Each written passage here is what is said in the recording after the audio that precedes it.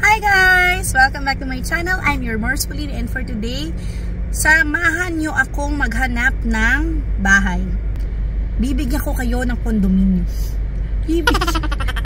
Bongga, daming pera na mamimili ng bahay.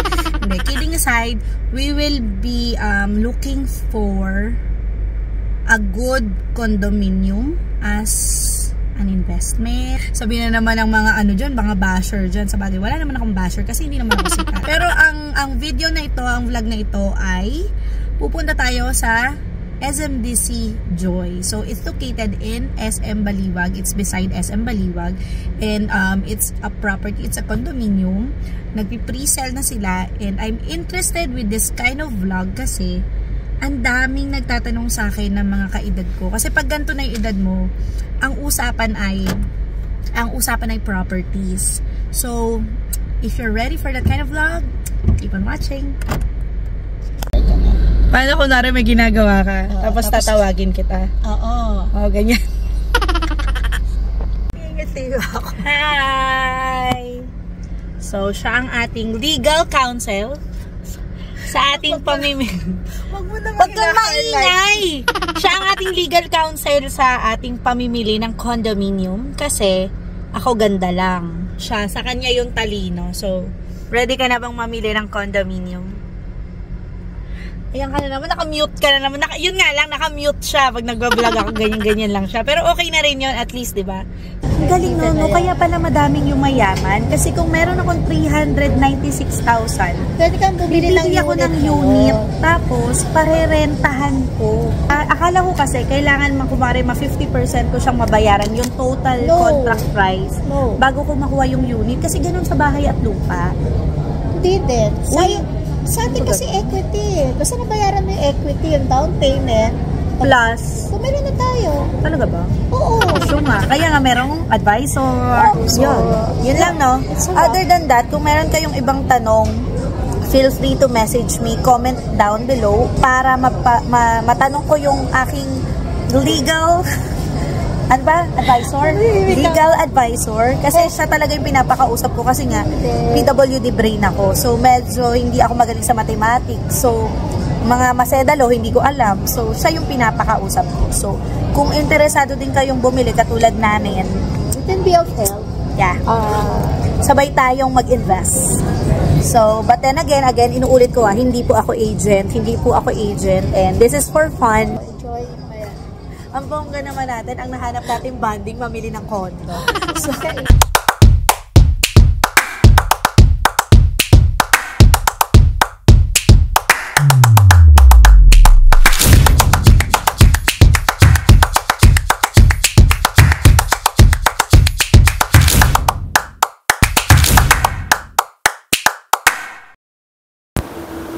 hi guys! Para sa mga bago sa channel na to, I'm your Mars Pauline and I do have 4 kids.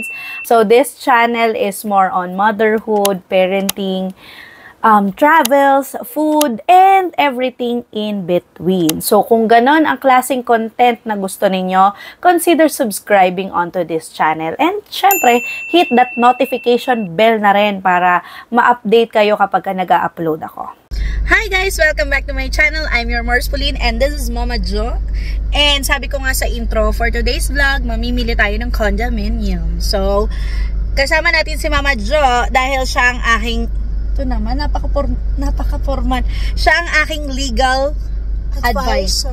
Legal advisor for this vlog kasi syempre 'di ba kailangan may matalinong makikinig for later kasi doon lang ako sa mga features, highlights, ganyan, mga physical na aspeto ng condominium. Pero doon sa mga syempre magtatanong kayo kung pag-ibig, SSS, mga title, whatever. So hindi na kaya ng powers ko 'yon. So kailangan ko siya. So tara na. Let's go! Yarn!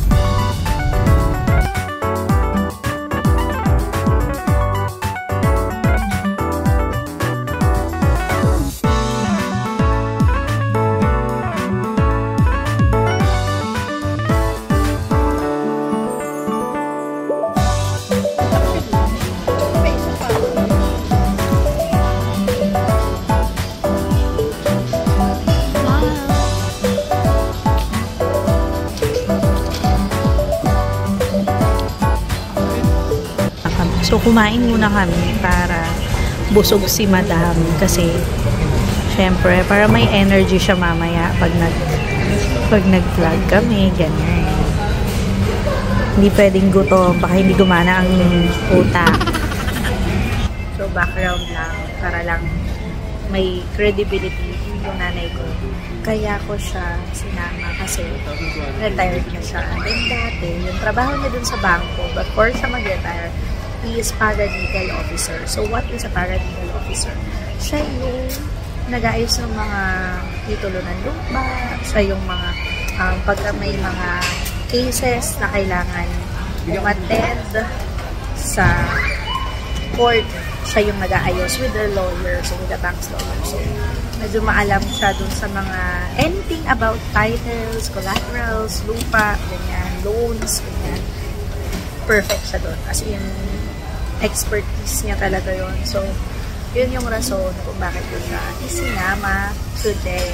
So, yan. Tapos na kami kumain and punta na kami dun sa showroom kasi ongoing pa lang yung magpapatayo.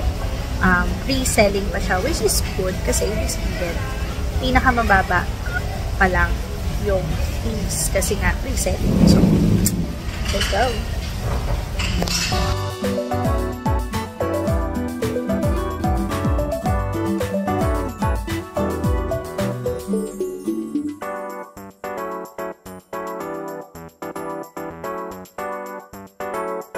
Oh, may covered porch ito. Yan lang. May gym. Wala. So, yung dami. Magkakaroon ba ng connecting bridgeway sa Ako, dito po. sa SM is dito? Ito po. Sa likod ni SM. Kung nag-park kayo sa likod ni SM, Ah, ito yung SM. dito magbubuo sila naman. So, somewhere, ayun. Deliverable versus Ako, upgraded. So, this one, kuya, ito yung sample na pwedeng gawin sa unit. pwede nyo pa ganda yun. Okay. Pero, pagka bumili ka, ito yung Yung price na babayaran nyo, yan. matatanggap mo. Yan lang yung tiles niya. Ito na yun. So, yung parang dalawang option. Ito lang po talaga yung option natin. Price lang po lang po. At pwede nyo pa So, ganda. walang furnish pala. Okay. So, ito talaga yung Shower, tapos toilet. Nakikita nyo pag napaganda. everything in offer.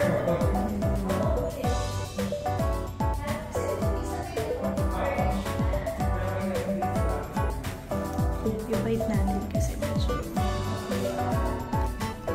Okay. So, ayun. Tulad ng sabi ni Kuya, ganito yung marireceive mo na unit. So, the tiles, the walls, the windows, ganyan-ganyan yung itsura niya. The sliding door, everything is as is.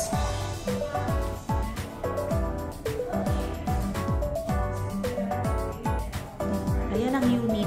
So, pagka na-turn over sa inyo, ganito yung magiging itsura. So, that's the deliverable. Ibig sabihin, sabi nga ni Kuya, ito daw yung ma-receive mo. Here's the details. So, ito ay Studio type po. Itong pinuntahan natin, 1 bedroom. Tapos, meron daw option, though hindi naglagay dito ng studio type. Yung studio type, Pero yun na yun. tatanggalin mo lang to. Oo, yun na lang. Yan, wala na to. So, ganyan ang... Oh, please. Ganyan yung magiging itsura niya. So, mawawalan ka nito. Maglagay ka na lang ng tawag dito, ng parang table. Something. So, yon ang pinagaiba ng studio type sa 1 bedroom. Ay, hindi ko alam yon. Ngayon ko lang nalaman. So, Ito yung suppliers natin.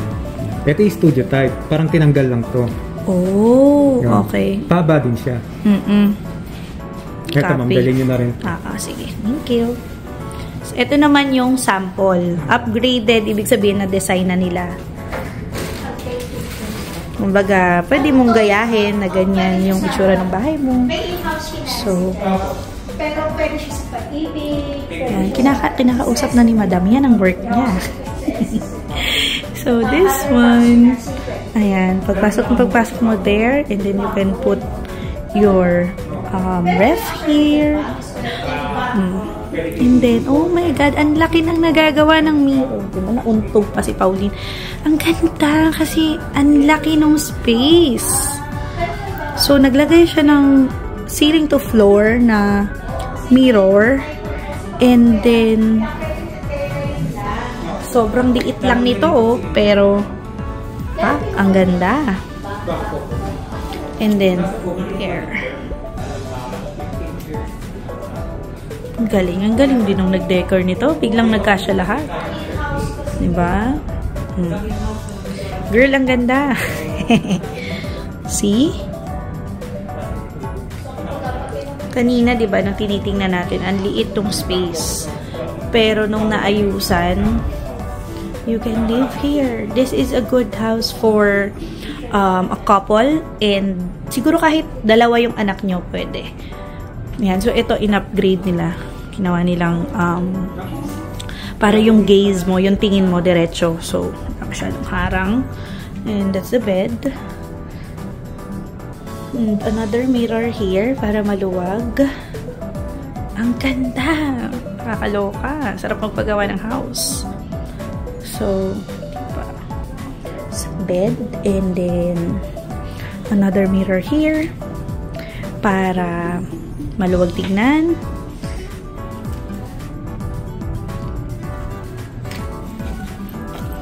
And cabinet. Yan. So, that's it. Ang problema lang talaga sa condo, for me yung mga damit, yung mga cabinets, kasi imagine mo, pagkakasyahin mo yung buhay mo sa isang ganitong cabinet. Pero, other than that, sobrang perfect. Ang ganda nung upgraded unit, no, ma? Like, really. Super nice. Upgraded na nga lang to, kaya din. Hindi ko pala napakita yung CR. Ito pa. Ito yung CR. So, ang laki talagang factor nung may ayos na, kasi na-appreciate mo yung potential ng room. So, ayan siya. Shower. So nice. Medyo nakakaluwag-luwag. Pwede ka daw umorder. Gano'n bang pagkain. Pwede kang bumili ng 2 unit, tapos pagsasamahin mo. At ganito ang magiging itsura niya. So, the same banana. Ayan pa rin siya. But, the difference is, mas malaki ang CR. Mas malaki ang CR kasi, ayan o. May washing machine na dito. And then this one. So, first bedroom is here. So, kung meron kayong isang binata na anak, isang dalaga na anak, or 2 anak, kasya dito. And then, this is your dining area. And then, maliit lang yung sala. Yung living area, medyo maliit lang, pero it's just the same. Then, this is the master's bedroom. Yan. Yan. So, option din to, kunwari gusto nyong mas malaking unit. Pwede naman. Yun nga lang, 2 unit yung bibilin mo. So, that's it for SM Baliwag, SMDC Joy here in near SM Baliwag. So, yun ang pinaka-unit nila.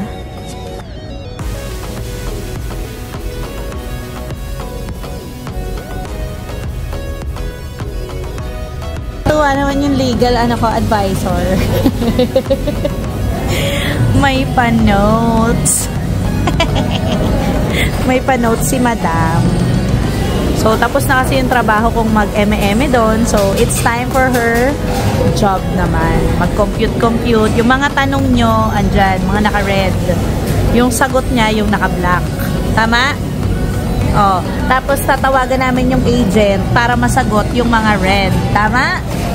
I know you too well, mother. Kape muna. Nanay ko. Sabi ko sa Macedalo. Diba? But ano yung Macedalo? Yan. So, sabi ko nga sa inyo, siya yung brainy. Then ako yung pretty. Kasi 2 years of installment. Macedalo. Magkakadalawang taon kami. Naintindihan nyo? Ako hindi. So, So, nangyari, tulad ko na lang, wala ka na nakuha kayo. so yun. So, ang masasabi ko lang, sa agent namin, good luck. Sobra ka. Good luck sa Q&A mo later. Siguraduhin mong alam mo yung pinagsasasagot mo sa amin. Charot. Hindi. Ayan. Ganyan siya talaga. Kahit nung nag-work siya, ganyan siya. Very organized. Very, pagka hindi mo alam yung isasagot mo sa kanya, huwag kang sasagot. You should know. Basta ang sabi ko, basic lang ha. Hindi yung mga may kaso-kaso na, ganyan. Doon lang muna tayo sa yung munang magbabayad, gano'n. Sige na. Okay na, ready na? Ayan, Kakakaaliw yung nanay ko. Ang galing niya. Like, wala kaming background magtinda ng kondo or ng bahay or ng whatever. Pero,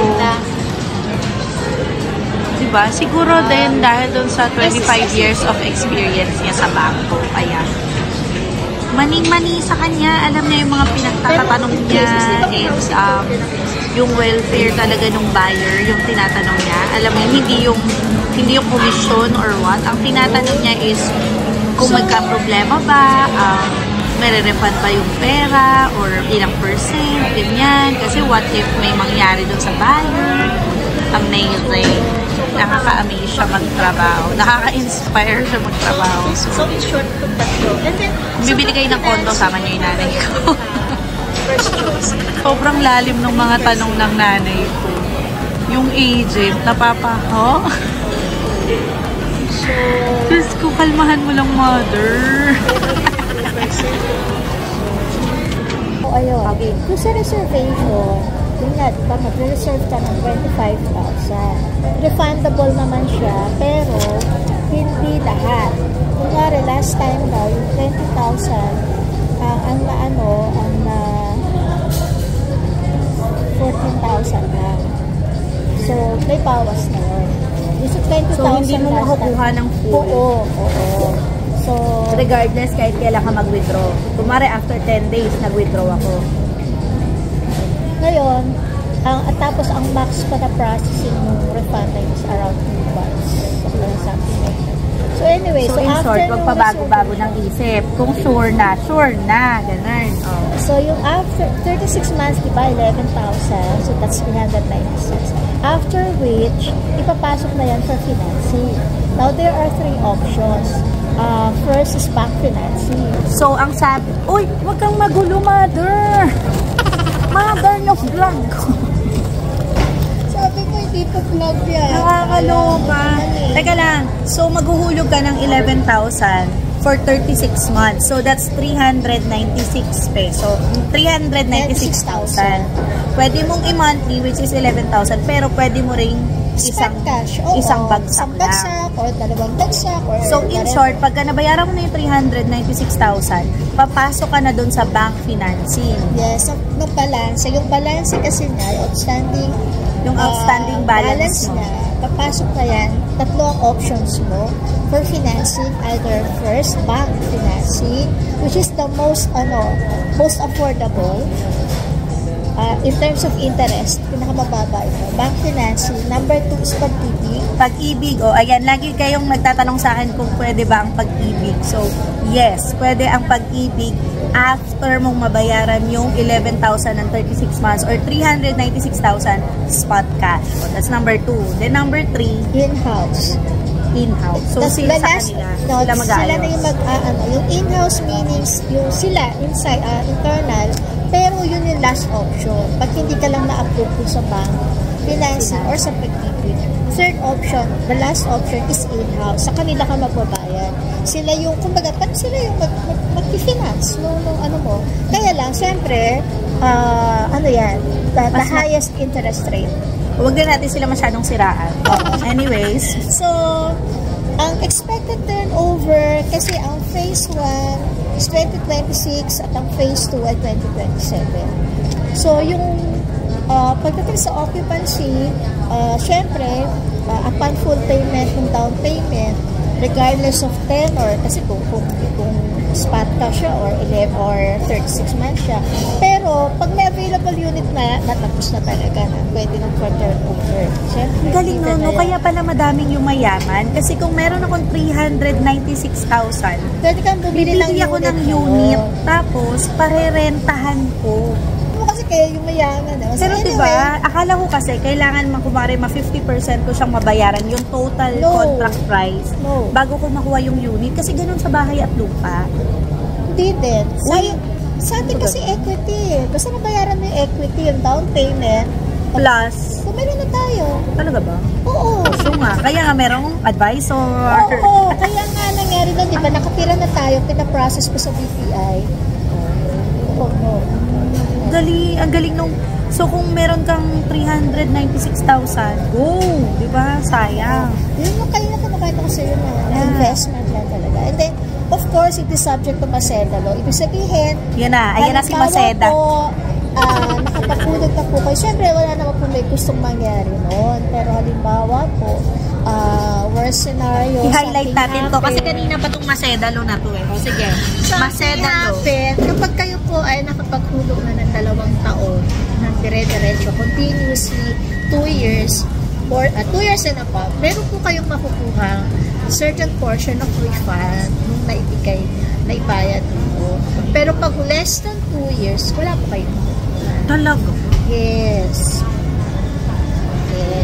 Iyak. So, anyway, we could discuss Maceda law on another on another vlog, the Maceda law. Kung gusto nyo po ng bago kayo bumili ng lupa, tawagin nyo nanay ko. Particular na joint residence sa Baliwag, 2 lang po yun ang offer nila actually. The 1 bedroom and studio type. At saka bare lang siya.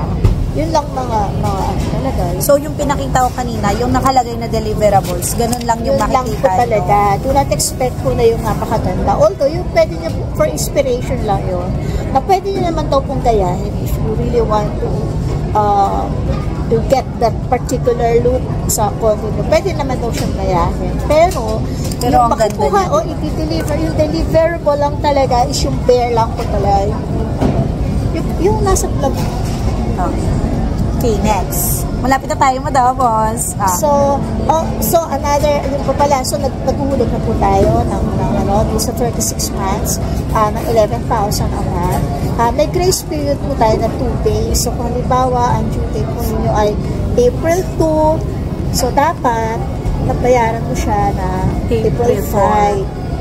2 days eh. 2 plus 2, 3, 4, 5. So, April 5, after 2 days. Kaya hindi ako ahente ng lupa. Tagabili lang po ako ng lupa. Otherwise, masubject na po siya sa penalty na 3% of your amortization. So, 3% of 11,000. So, yun po yung may penalty na. 11,000 times 2%. 332 po. Paano kapag next month, di pa rin ako nakabayad? Ilang buwan para masabi wala na, nga na. Di mo na tanong yun. Oh my God. Sabi ko sa inyo, magaling din ako eh. So anyway, we will answer that on the next vlog. Pagdating naman kasi syempre, na-anticipate mo na mababayaran. Kasi naman, di ba, bibili tapos hindi mababayaran. So, ang mga available slots na lang po sa ngayon ay yung mga yung mga nag-back out, yung mga hindi tinuloy. So, prime buildings are limited. So, ano yung prime buildings? Yun yung mga malapit sa entrance, malapit sa swimming pool. Ang ganda nung slot kanina. So, limited slots na lang po. So, kung gusto nyo bumili, tapos napili nyo sa prime buildings, magmadali na po kayo. At then again, hindi kami ahente. Sinishare lang namin yung experience namin kanina kasi Kasi wala lang, natripan lang namin mamili ng unit. Mamili. They were planning of buying one. So, yan, naghahanap kasi kami ng mapaglalagyan ng pera. Charot, ng investment. So, hopefully gawing Airbnb or halfway house, whatever. Kaya sinishare namin yung experience namin kasi alam ko na marami akong friends na nagtatanong na gusto na daw nilang magkaroon ng sariling bahay. Kaya lang they don't know how to, minsan intimidate. Pag naglalakad ka sa mall, tapos bigla kang lalapitan, parang nakakahiya magtanong or kaya nilalapit ko na sa inyo yung info. Para hindi na kayo mahiya. So yun lang, no? Other than that, kung meron kayong ibang tanong, feel free to message me, comment down below, or message me in my Facebook page para matanong ko yung aking legal advisor?